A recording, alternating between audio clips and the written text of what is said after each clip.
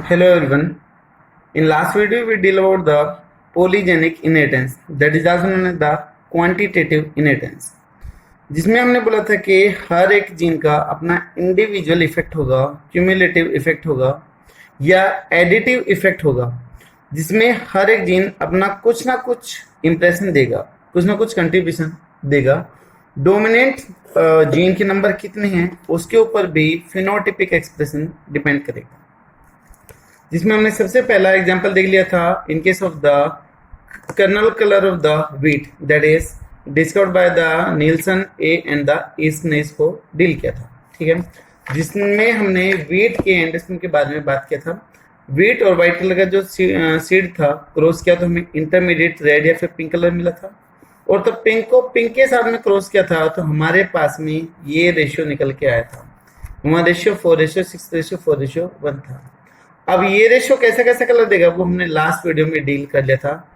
लेकिन जिसने भी पॉलीजेनिक इनहेरिटेंस का फर्स्ट वीडियो नहीं देखा है, ये वाला वीडियो नहीं देखा है, तो वो आज के वीडियो को ना देखे, पहले एक बार पीछे का जरूर रिवाइज करें और तभी आगे की तरफ बढ़े। हमने इस रेशियो के बेस पे यहाँ पर एक ग्राफ बनाया था। जैसे हमने बात करी थी कि क्रिकेट मैच के दौरान पिलर से स्ट्रक्चर से दिखाते हैं, हिस्टोग्राम मेथड से इसको रिप्रेजेंट करते हैं, तो यहाँ पर भी कुछ वैसे ही पिलर टाइप दिखाई दे रहे हैं कि एक ओवर में कितने रन गए, या फिर हमारे पास में रेशियो क्या था 1:4:6:4:1। तो आप जा रहे हैं फिर डाउन आ रहा है, तो एक बेल की फॉर्मेशन कर रहा है, that is known as the bell shape structure या फिर ग्राफ, और also known as the that is histogram आएगा भाई, this one is the histogram. ठीक है, हिस्टोग्राम नॉट होलोग्राम। होलोग्राम तो एक स्टिकर टाइप का होता है जो इसकी ओरिजिनलिटी के लिए रिस्पॉन्सिबल होता है। This one is the histogram representation जो इसको रिप्रेजेंट कर रहे हैं। इसमें हमें दूसरा एग्जांपल देखना है अबाउट स्किन कलर के बारे में बात करनी है, जिसका फेमस एग्जांपल है, या फिर एक तरीके से हम बोले कि ये ट्राई हाइब्रिड क्रॉस को रिप्रेजेंट करेगा। जैसे हमने डाई हाइब्रिड में गैमेट बनाए थे वैसे हमें यहाँ ट्राई हाइब्रिड की तरह बनाने पड़ेंगे, बट यहाँ पर गैमेट तो होंगे ट्राई हाइब्रिड के, बट ये जो कॉन्सेप्ट होगा that is of the polygenic inheritance को डील करेगा, यानी कि क्वांटिटेटिव इनहेरिटेंस को डील करेगा, जिसमें हर एक जीन का अपना क्या होगा इंडिविजुअल इफेक्ट होगा। ठीक है, जैसे हमने इसमें देखा था। तो next one is the skin colour in man. Skin colour in man की हमें बात करनी। देखिए, हमारा जो कम्प्लेक्शन है वो जीनोटाइप के ऊपर भी डिपेंड करता है और साथ में एनवायरमेंटल कंडीशन के ऊपर भी डिपेंड करता है। फॉर एग्जांपल देखो, जैसे कि मान लो कोई एक फेयर पर्सन है जिसका कम्प्लेक्शन काफी ज्यादा साफ है, अगर मान लो वो हॉट एरिया में यानी कि जहाँ पे गर्मी काफी ज्यादा है, जैसे कि अपने इंडिया में तमिलनाडु, कर्नाटका, उड़ीसा इधर गए, तो उसका कम्प्लेक्शन डल होना स्टार्ट हो जाता है। अगर मान लो कोई ब्रिटिश कलर का पर्सन है जैसे हमारे जैसे है, ठीक है, एवरेज कम्प्लेक्शन है, अगर वो रहने के लिए मान लो जैसे जम्मू कश्मीर श्रीनगर की तरफ गए जहाँ पे टेम्परेचर कंडीशन लो है, तो उसका कम्प्लेक्शन कैसे हो जाएगा, फेयर हो जाएगा। ठीक है, तो जीन के साथ साथ में जो एनवायरमेंटल कंडीशन है वो भी हमारे इसको क्या करने लग रही है, अफेक्ट करने लग रही है।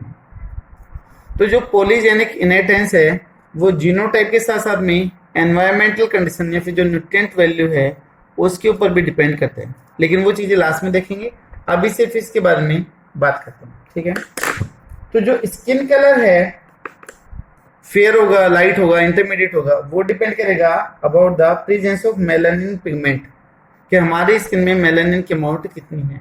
ठीक है, तो यहाँ पर पहले पॉइंट देते हैं, कंप्लेक्शन ऑफ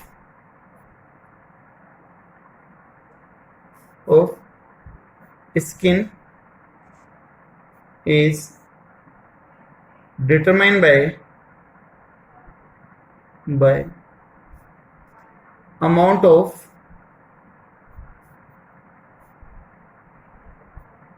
मेलानिन पिगमेंट। हमारी स्किन में मिलेनोसाइट सेल रहती है जो मेलानिन को बनाती है। सेल का नाम क्या हो गया, मिलेनोसाइट, जो मेलानिन बनाएगी। और इन सेल की एक्टिविटी बढ़ जाती है कब, गर्मी के अंदर, या फिर तब टेम्परेचर कैसा होता है, हाई होता है। ठीक है, और लो टेम्परेचर में इनकी अमाउंट की जाती है कम हो जाती है। अब इस मेलानिन की जो अमाउंट है that will depend upon the 3 pair of gene. ठीक है, जो मेलानिन कितना बनेगा वो डिपेंड करेगा 3 पेयर ऑफ जीन, यानी कि 6 जीन के ऊपर वो डिपेंड करेगा। यहाँ पर हम लिखेंगे अमाउंट ऑफ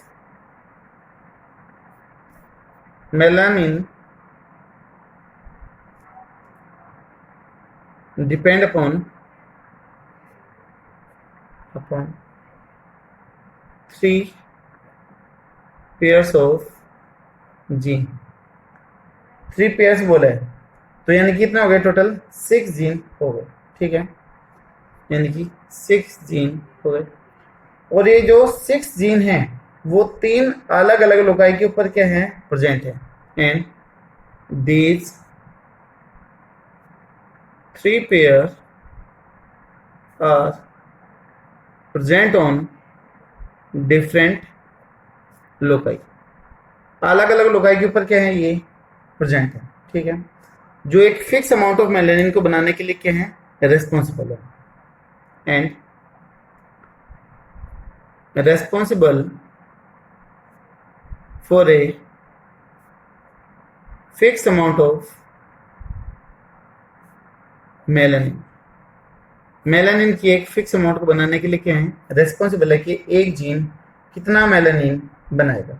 ठीक है, यहाँ पर जो हर एक डोमिनेंट जीन होगा उसका अपना इंडिविजुअल इफेक्ट होगा, यानी कि हम बोल सकते हैं कि एडिटिव इफेक्ट होगा।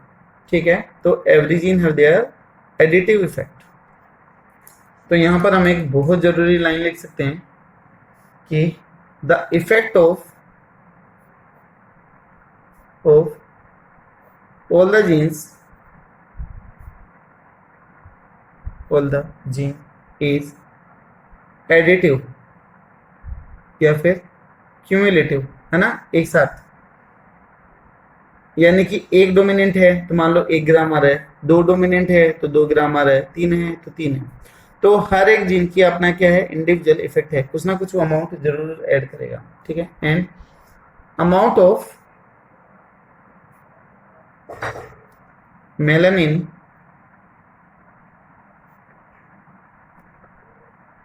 प्रोड्यूस्ड या फिर formed is always proportional to number of dominant genes। काफी इंपॉर्टेंट पॉइंट है ये कि मैं बोलूँ कि अमाउंट ऑफ मेलानिन किसके ऊपर डिपेंड करेगी, directly proportional to the number of dominant gene के ऊपर डिपेंड करेगी। ठीक है, जितने ज्यादा डोमिनेंट होंगे उतने ज्यादा क्या होगा मेलानिन का फॉर्मेशन होगा। ठीक, तो जो डोमिनेंट जीन हैं वो तो कैसे हो गए एडिटिव नेचर के हो गए, उनका अपना क्या एक इफेक्ट है। तो जो डोमिनेंट जीन है they are also known as the additive gene, क्योंकि उनका इफेक्ट होगा। लेकिन मान लो जो रिसेसिव है, जो अपना इफेक्ट शो नहीं कर पा रहे, तो उनको हम क्या बोल देंगे नॉन एडिटिव जीन बोल देंगे। इन case of the multiple allelism के केस में बोल देंगे। सबसे पहले जो स्किन कम्प्लेक्शन के बारे में जो डील किया था, जिसकी हाइपोथेसिस थी, that was the Davenport and Davenport. ठीक है, जो फर्स्ट आइडिया था that is given by Davenport and Davenport, husband wife थे। इन्होंने 1910 के अंदर ये बताया था कि जो स्किन कम्प्लेक्शन है that is control by near about 5 phenotypic classes, यानी कि 5 अलग अलग तरह की फिनोटाइप होती है। According to them 5 different phenotypic classes for skin colour. Skin colour के लिए 5 फिनोटाइप होगी, ऐसे इनका मानना था। डेवेनपोर्ट का जिन्होंने 1910 में अपनी हाइपोथेसिस दी थी। उसके बाद में इन 1944 एक साइंटिस्ट आया, दैट इज द ह्यूगिस इन 1944। उन्होंने बोला कि जो स्किन कम्प्लेक्शन है that have 7 phenotypic classes, have 7 phenotypic classes, और इसके लिए जो जीन है that is the ABC gene की हाइपोथेसिस थी। लेकिन मोस्टली बुक के अंदर जो नाम दे रखा है स्किन कम्प्लेक्स के रिगार्डिंग, वो आपको नाम मिलेगा किसका, डेवेनपोर्ट का मिलेगा। लेकिन एक्चुअली में जो हम कॉन्सेप्ट पढ़ते हैं ये 3ABC वाला, वो किसने दिया गया था, ह्यूगिस ने दिया था, इन 1944 के अंदर दिया था। ठीक है, अभी आपको कुछ नहीं करना है, नोट बुक और पेन रख के आराम से आपको समझना है, बाद में करना, अभी लिखने का काम बंद करो। ठीक है, अभी पहले समझिएगा। एक तरफ मान लो प्योर ब्लैक पर्सन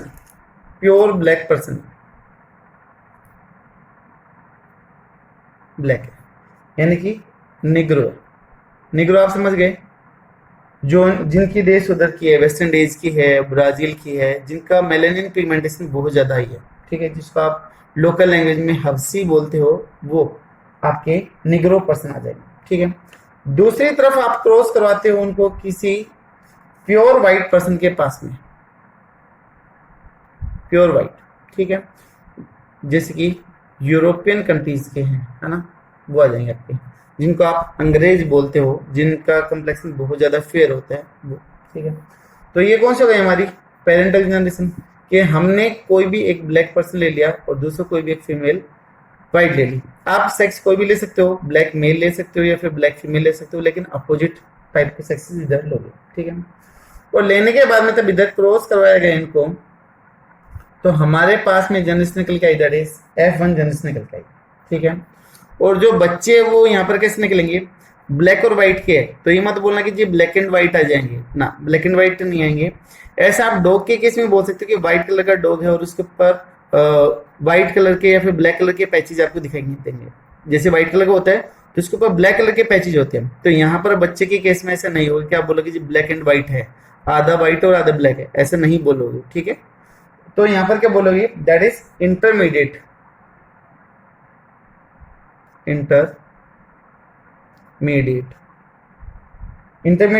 और also known as the mulatto और also known as the vitis का मतलब जिनका गेहुआ कलर होता है, जो हमारे जैसे जिसकी स्किन आपको दिखाई दे रही है, आई थिंक शायद ब्लैक तो नहीं होगी ये, तो हल्का सा आपको विटिस कलर दिखाई दे रहा है, जैसे वीट का है। ठीक है ना, तो बहुत ज्यादा फेयर कम्प्लेक्स नहीं, यूरोपियन कंट्रीज के जैसे पर्सन के रहते वैसे भी नहीं है, और ना ही आपके जो निग्रोज हैं उनके जैसे। ठीक है, तो ये जो ऊपर का कम्प्लेक्शन दिखाई दे रहा है, दिस वन इज द आपका विटिस कम्प्लेक्शन। अगर नीचे की तरफ से देखोगे तो बहुत ज्यादा फिर आपका फेयर कम्प्लेक्शन, बहुत ज्यादा तो नहीं है मेरा, लेकिन हाँ बोल सकते हो कि फेयर कम्प्लेक्शन आपका दिखाई दे रहा है। ठीक है, तो जो विटिस होगा, जो इंटरमीडिएट होगा, उसका कम्प्लेक्शन कुछ आपका ऐसे ही दिखाई देगा।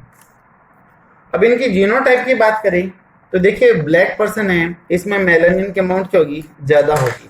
जितना ज्यादा मेलानिन होगा पर्सन उतना ही ज्यादा ब्लैक होगा। तो यहाँ पर जो ब्लैकिशनेस है वो डोमिनेंट जीन के ऊपर डिपेंड करेगा। अगर प्योर ब्लैक है तो यहाँ पर जितने भी जीन हैं वो सारे के सारे किस में हैं, डोमिनेंट पोजिशन में। 6 जीन और 6 के 6 के इधर डोमिनेंट है, तो सभी एक्टिव हैं। 6 के 6% काम करने वाले हो गए मान लो, तो वो ज्यादा काम करेंगे। 6 के 6 जीन एक्टिव है तो वो ज्यादा से ज्यादा क्या बनाएंगे, मेलानिन बनाएंगे। इसी तरीके से यहाँ पर व्हाइट कम्प्लेक्शन है तो मतलब ये 6 के 6 के जो टोटली इनएक्टिव है, तो इनएक्टिव तो यहाँ पर मेलानिन नहीं बनेगा, तो इधर की जीनोटाइप हो जाएगी आपकी small a, small b and the small c, ऐसे हो गई। उसके बाद में लॉ ऑफ सेग्रीगेशन की बात करें, गैमेट बनेंगी, तो गैमेट बनेगी इधर capital A, capital B, capital C. ठीक है, गैमेट ऐसा बनना चाहिए जिसके अंदर हर एक जीन इंक्लूड हो, जैसे small a, small b and the small c. ये हो गया। आगे F1 जनरेशन में दोनों आके मिलेंगे, तो आगे जनरेशन में क्या हो जाएगा, capital A, capital B, small b, capital C, small c. अभी देखिए 6 में से 3 आपके डोमिनेंट हो गए और 3 कैसे हो गए, रिसेसिव हो गए। 3 डोमिनेंट और 3 क्या है, रिसेसिव। तो रिसेसिव होने की वजह से यहाँ पर जो अमाउंट है मेलानिन की वो कैसे हो गई है, हाफ हो गई है। यानी कि 50% डोमिनेंट है, 50% जीन काम करेंगे और 50% नहीं करेंगे। तो मेलानिन की अमाउंट कैसे हो गई, हाफ हो गई है। तो आगे बढ़ने से पहले एक बार मैं यहाँ पर एक ये लाइन लिख देता हूँ ताकि आपको आसानी हो।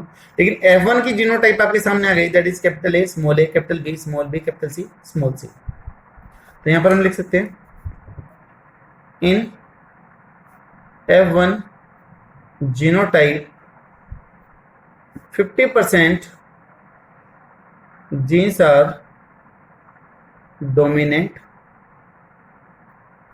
and 50% genes are recessive. So melanin amount will be half as compared to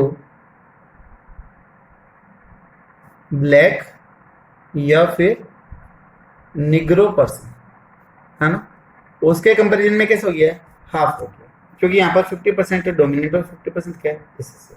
ठीक है, ये जीनोटाइप हमारे पास में आ चुकी है, ये आपसे पूछी जा सकती है। अब आगे बढ़े, अपने को F2 निकालनी है। तो F2 निकालने के लिए क्या करें कि F1 का F1 के साथ में ही क्रॉस कर दें, यानी कि सेल्फ क्रॉस कर दें।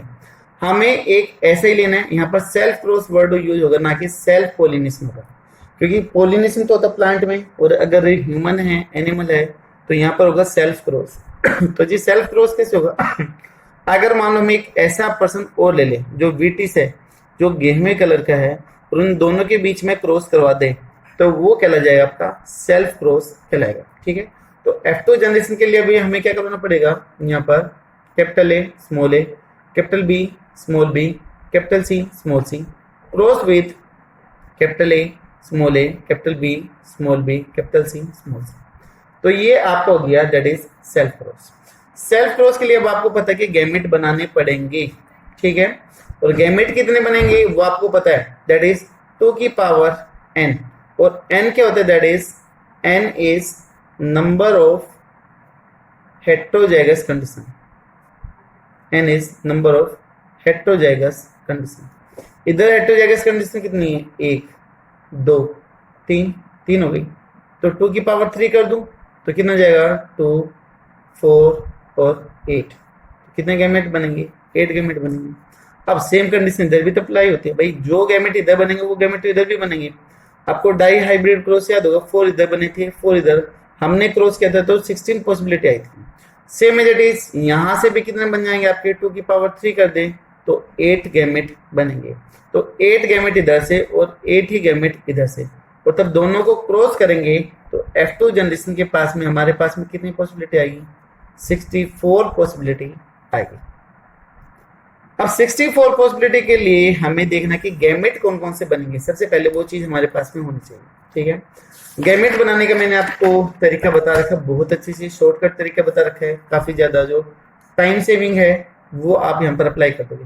Capital A capital B sorry capital A small A capital B small b capital C small c, इसको क्रॉस करना था इसी के साथ में, तो यहां से हम गैमेट बना सकते हैं। 8 बनेंगे तो फैक्टोरियल कर दे इसका, 4 2 1 का कर दे, 4 बार के लिख दोगे कैपिटल ए। ठीक है, मैं लाइन लगा रहा हूं ताकि आप कंफ्यूज ना हो, आपको फैक्टोरियल बनाना। 4 बार ये कर दिया, 4 टाइम आपको करना है स्मॉल ए करना है, small a small a small A the small. अब ए के बाद में क्या आएगा, बी, वो उसके लिए कितने हैं, 2 बार, तो कैपिटल बी 2 बार, 2 बार स्मॉल बी, 2 बार कैपिटल बी, 2 बार स्मॉल। ठीक है, फिर 1 किसके लिए, सी के लिए। ठीक है, चाहो तो आप यहां पर लिख भी सकते हो ए बी सी। ठीक है, जितने भी गैमेट बने उसके हाफ करके फैक्टोरियल कर दोगे। अगर जैसे मान लो 16 बनते हैं तो क्या कर दोगे, 8 का कर दोगे, तो फिर उधर के जाए 8 4 2 1। ठीक है, यहाँ पर कितने बनने, 8 बनने, तो 8 का हाफ करके 4 2 1 करते हैं। इसी तरीके से यहाँ पर capital A small A, capital A small A, capital A small A, capital A small. तो टोटल कितने बन गए गैमेट आपके सामने है। काउंटिंग यहाँ पर डाल के आप काउंट कर सकते हो 1 2 3 4 5 6 7 और 8, और ये 8 के 8 गैमेट एक दूसरे से अलग है। ठीक है, तो ये आपका फैक्टोरियल मेथड जो काफ़ी शॉर्ट है, काफ़ी ज़्यादा टाइम कंज्यूमिंग। बाकी मैंने आपको और भी बता रखा था 4 ब्लाइंड मेथड से, लेकिन उसमें टाइम ज़्यादा लग जाएगा, तो बेस्ट है कि आप इसी से बना दो। अब जो 8 इधर बने हैं वही 8 गैमेट इधर भी बनेंगे। तो इधर मैं लिख सकता हूँ capital A, capital B, capital A, capital A, capital B, small A, capital A, small b, capital A. Fourth में capital A, small b, small a, small A, capital B, capital A, small A, capital B, small a, small a, small b, capital A, और last small a, small b, small a. 8 बन गए, 8 इधर से और 8 इधर से, तो 8 8 जा 64 पॉसिबिलिटी आपको बनानी। ठीक है, मैं वीडियो के इधर जूम करता हूँ बॉक्सेस फिल करने के दौरान, लेकिन एक बार मैं आपको बता देता हूँ कि आपको अरेंजमेंट कैसे करना है। आपको 64 कॉलम फिल करने हैं, तो थोड़ा सा आपका टाइम कंज्यूमिंग प्रोसेस है। अगर 64 को करेंगे फिर तो वीडियो काफ़ी ज़्यादा लंबा चला जाएगा, तो हम इतना टाइम वेस्ट नहीं करेंगे। वीडियो पॉज करके मैं इसको फटाफट फिल कर देता हूँ, और उसके बाद में फिर आगे इसके रेशियो वगैरह पे डील करेंगे। ठीक है, तो यहाँ पर आपको वही 8 गैमेट लिख लेने हैं फटाफट। Capital A, capital B, capital C. दूसरा small A, capital B, capital C, capital A, small b, capital C, small A, capital B, sorry small b आपका कैपिटल सी। उसके बाद में capital A, capital B, small c, capital A, small b, small c, यहाँ पर small a, small b, small c. Space की थोड़ी सी problem हो रही है, तो एक को इधर लिख लेते हैं, small a, small b, small C. Clear होगा, 8 हो गए टोटल हमारे पास में। अब 8 आप इधर लिखोगे और 8 इधर लिखोगे। ठीक है, तो मैं भी करता हूँ, आप भी फटाफट इसको फिल करिएगा। देखिएगा यहाँ पे मैंने 2 रो फिल कर दी है, तो इसी तरीके से आप ये सारी की सारी फिल करते जाओगे। ठीक है, मैं सिर्फ इतना ही कर रहा हूँ, ये मैं बाद में फिल कर लूंगा, थोड़ा सा टाइम भी ज़्यादा लग जाएगा और क्लियरिटी भी नहीं आएगी। तो मैं आपको एक बुक के अंदर ये चीजें समझा। देखो यहाँ पर व्हाइट ब्लैक को क्रॉस किया है, इंटरमीडिएट आया है, F1 जनरेशन उसको क्रॉस किया है। ये हमारे पास में 64 कॉलम्स या फिर ब्लॉक्स फिल होके आ गए। गैमेट तो हमने बना लिए थे, गैमेट बना ली थी 1 2 3 4 5 6 7 8, 8 इधर है और 8 ही इधर है, 1 2 3 4 5 6 7 और 8। ठीक है, फिल करने बता रखे, सिंपल से है। इस बॉक्स को इसके साथ में क्रॉस करोगे तो capital A, capital A, capital B, capital B, capital C, capital C, fill कर दिया। इसमें करोगे capital A, small A, capital B, capital B, capital C, capital C, इसी तरीके से सारे के सारे फिल करते हुए चलो।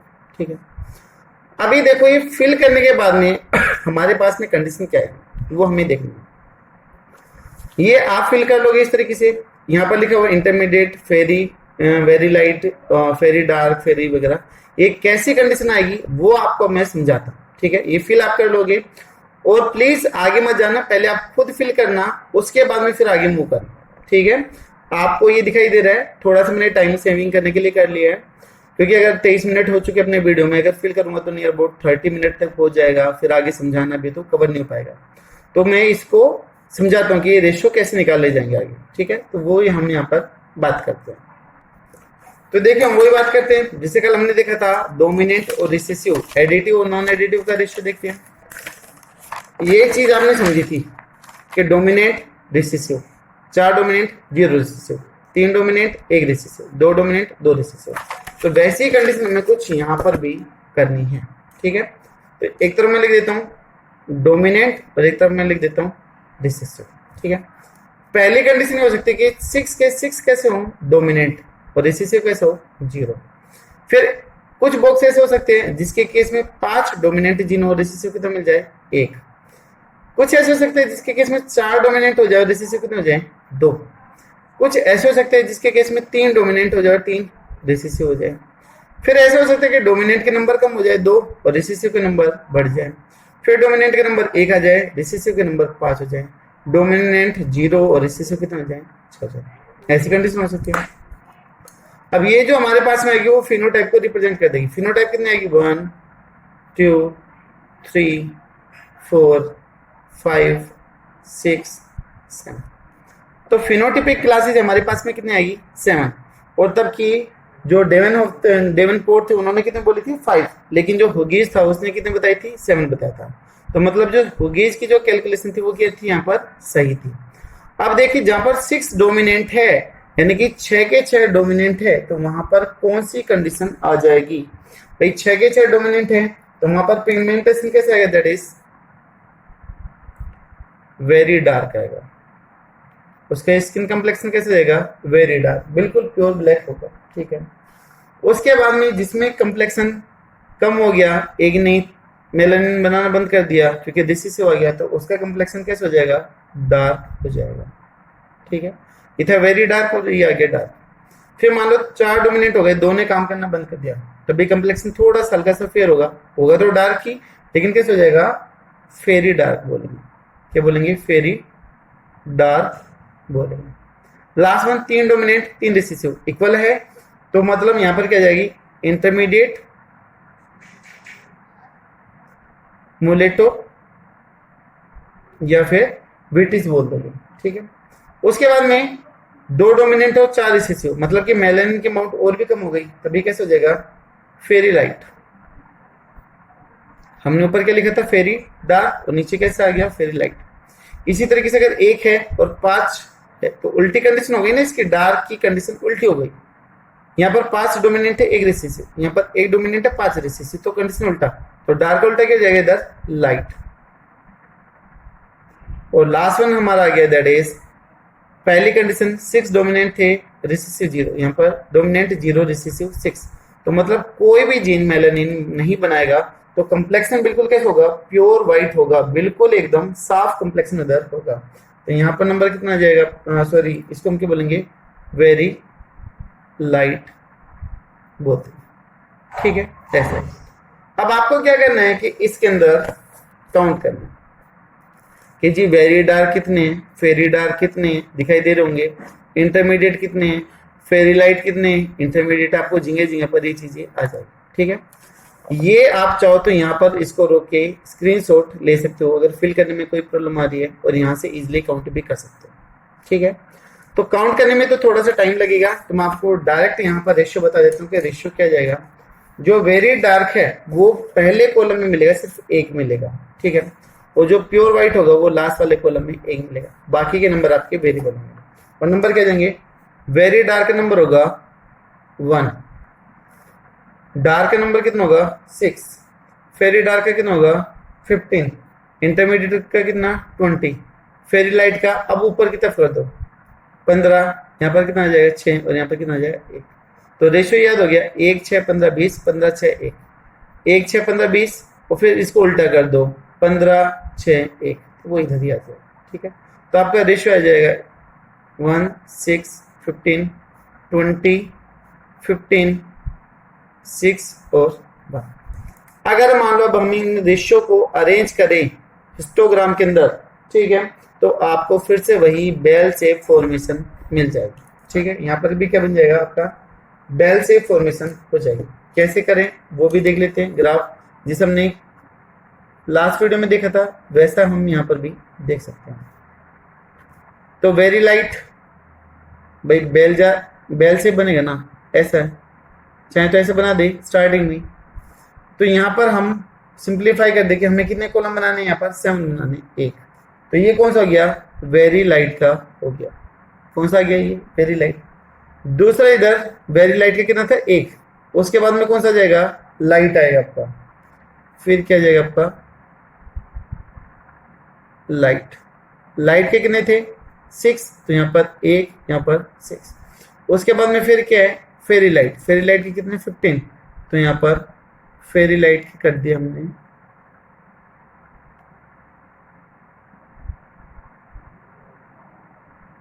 फेरी लाइट, ये कितने हो गए 15। उसके बाद में फिर क्या आ गया, इंटरमीडिएट आ गया, इंटरमीडिएट या फिर मुलेटो आ गया। इसके कितने रेशियो में दिखाई दे रहा है आपको 20, तो ये क्या आ गया आपका इंटरमीडिएट या फिर मुलेटो, ठीक है। उसी तरीके से फिर यहाँ पर क्या था फेरी लाइट, तो यहाँ पर क्या जाएगा फेरी डार्क। रेशियो उल्टा करना है तो उल्टा कितना आ जाएगा यहाँ पर 15। फिर यहाँ पर था आपका लाइट, तो यहाँ पर क्या जाएगा आपका डार्क, डार्क के कितने आ जाएंगे 6। और यहाँ पर था वेरी लाइट, तो यहाँ पर आ जाएगा वेरी डार्क, तो इसका कितना 1, ठीक है। तो इस तरीके से आपको जो ये ग्राफ या फिर मिला है, ये जो स्ट्रक्चर मिली है, दैट इज द हिस्टोग्राम। क्या बोलते हैं इस ग्राफ को, हिस्टोग्राम बोलते हैं। अलग अलग तरह के ग्राफ होते हैं, हिस्टोग्राम हो गया, पाई ग्राफ हो गया, फ्लोग्राम हो गया, अलग अलग होते हैं। कल मैंने गलती से इसको होलोग्राम लिखा था, मैं फिर से कह रहा हूँ कि होलोग्राम फिगर टाइप होता है जो किसी भी प्रोडक्ट की ओरिजिनलिटी को रिप्रेजेंट करता है। This one is the histogram, ठीक है। तो यहाँ पर ही आ गया, कैसा आ रहा है ये बेल शेप्ड आ रहा है, बेल शेप्ड आने लग रहा है। तो हम ये बोल सकते हैं कि मल्टीपल एलिज्म में हर एक डोमिनेंट जीन का अपना क्या है इंडिविजुअल इफेक्ट है। जितने डोमिनेंट होंगे उसका एक्सप्रेशन भी उतना ही ज्यादा होगा। अगर मल्टीपल एलिज्म में फिनोटाइप निकालनी हो, number of phenotype for polygene, तो उसका शॉर्टकट फॉर्मूला होगा दैट इज 2n प्लस में 1। अभी करके बताता हूं। दूसरा अगर आपको निकालना है number of genotype for polygene, तो उसका फॉर्मूला हो जाएगा दैट इज 3 की पावर n। देख ये मैंने एक्सप्लेन करके इधर लिख दिया 2n प्लस 1, तो 2 इंटू में 3 क्योंकि 3 जीन थे, और प्लस में 1, 2 3 जा 6 और प्लस 1 7। हमारे पास में फिनोटाइप 7 आ रही है, 1 2 3 4 5 6 और 7। इसी तरीके से जीनोटाइप निकालने तो 3 की पावर n, तो ये 3 है तो 3 की पावर 3 करें तो ये आ जाएगा आपका 27। तो जीनोटाइप कितने आएगी 7 आएगी। जीनोटाइपिक रेशियो निकालना चाहो तो बड़ा सिंपल सा है, वो आप कर दोगे 9 3 3 1 इंटू में 1 2 1। बाकी ये किसी काम का नहीं है।